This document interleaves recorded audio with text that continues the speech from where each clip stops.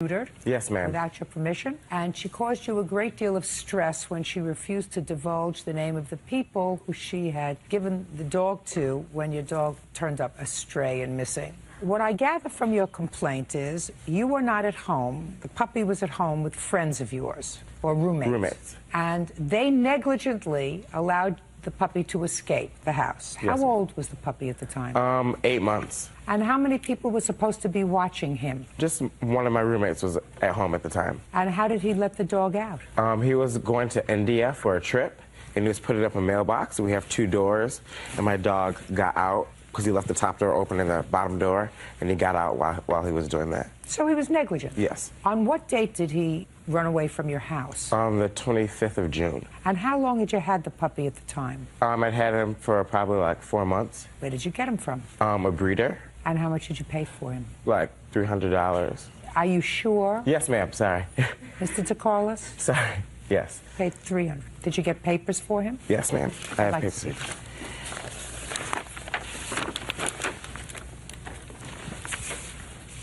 He's a miniature pinscher. Yes. I had one of those when I was a child.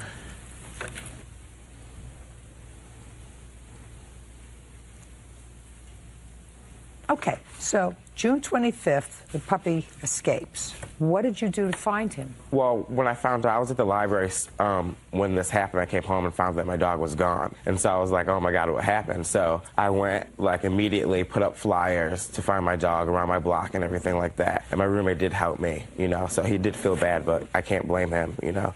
So we Look, stop talking so fast. Oh.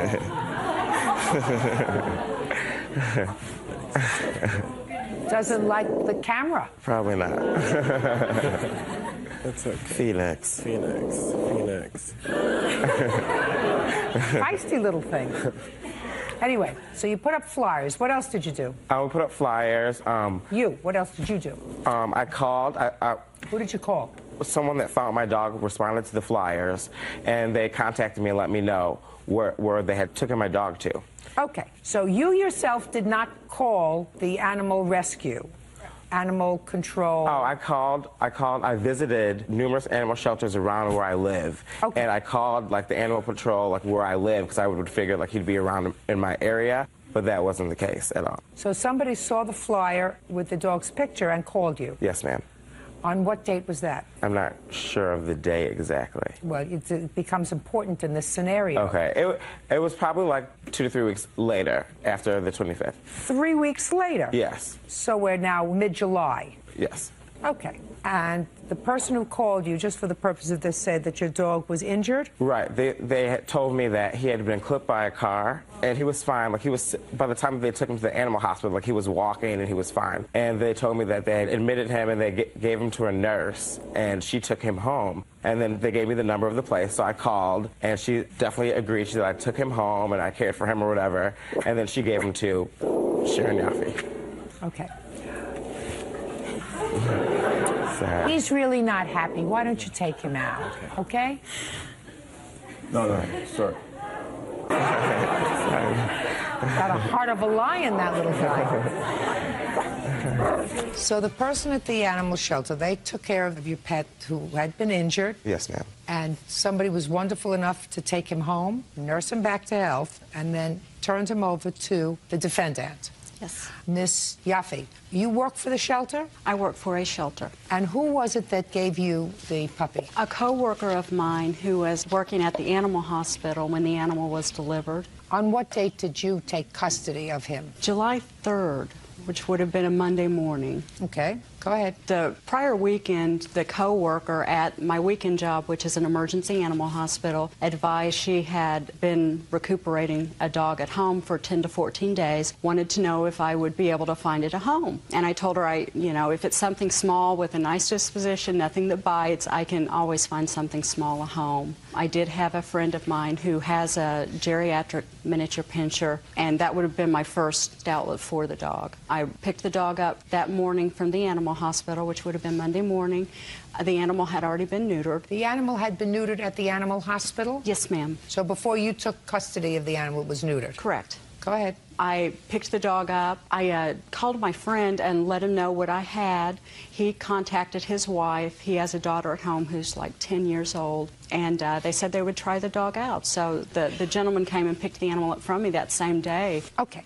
When did Mr. DeCarlos contact you? Friday, which would have been July 7th, I believe. And he described the dog? Yes. And when did he get the dog back? I'm not sure of the exact day. When did you get the dog back, sir? I'm not sure of the exact day either. It was in July. Yeah, I had to get a lawyer to actually get my dog back from her. I even offered, when I spoke with her, I was like, I will pay, these people, I'll buy them a new dog. I just want my dog back. That's all that I really cared about. And she was like, no, I'm not gonna. I don't want to make these people unhappy and this, that, and the other. But I'm like, it's my dog. I came forward. It's my dog. And on top of everything, Your Honor, she lied. She was lying to me about everything. I never lied. Your Honor, she told me that the dog was in the facility when it was not. And I have documentation from her job right here that says that they did an investigation on her and they found her guilty of everything. Well, let me That's see not what correct. you have.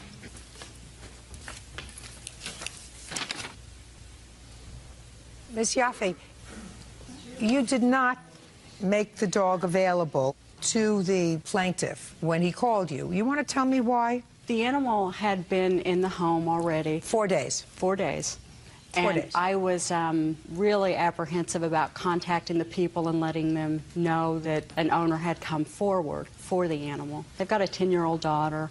I knew the dog was in a good home, a good, responsible home. Okay. You made a misjudgment. In hindsight, yes. You made a misjudgment. Okay.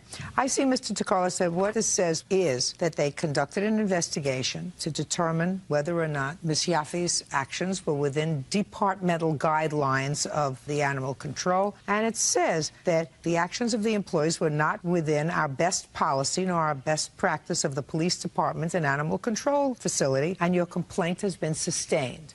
Okay. So you should have gotten your dog back. Yes. So? I did get my dog back. Well, the reason why I'm suing is because my dog was neutered. That's not her problem. That's your roommate's problem. That's not her problem. Nobody did anything to intentionally inflict injury on your puppy. Nobody. What happens is when an animal, I assume that something must have happened to the puppy's tags and or chip, which you should have had on the puppy so that the puppy could have been Yes, easily identifiable. Yes, ma'am. And that wasn't there. Am I right, Mr. DeCarlos? Yes, ma'am, you're right. It had a chip inserted in the puppy, which everybody recommends now. Yes. Or you had a collar with your telephone number and way to contact you, we wouldn't be here today. So that's your fault.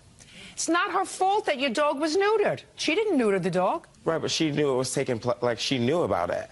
So what? Not every grievance, Mr. DeCarlos, is a lawsuit. Now, I agree with you.